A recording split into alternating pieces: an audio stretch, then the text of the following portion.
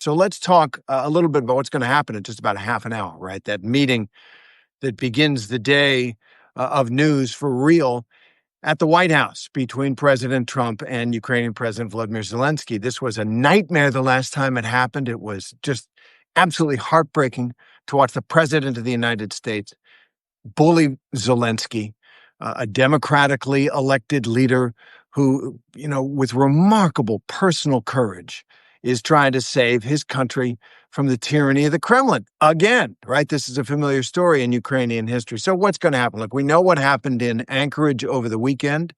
I assume you saw that. That was also dismaying. It all reminds me, and I did mention this. I was on Abby Phillips' show on CNN over last week, and they want me back. So I guess something that'll be a good conversation, I'm sure. But over the weekend, I thought about what I'd said on that program. I was in Helsinki. I remember the humiliation that I and other Americans felt when Trump met Vladimir Putin in Helsinki and took Putin's side against the American intelligence community. And that was just absolutely stomach churning. Something similar happened over the weekend, right? How did you feel when you saw those U.S. military personnel in their uniforms serving our country on their knees to roll out the red carpet for a war criminal and dictator and adversary of the United States, really one of the worst people of this century,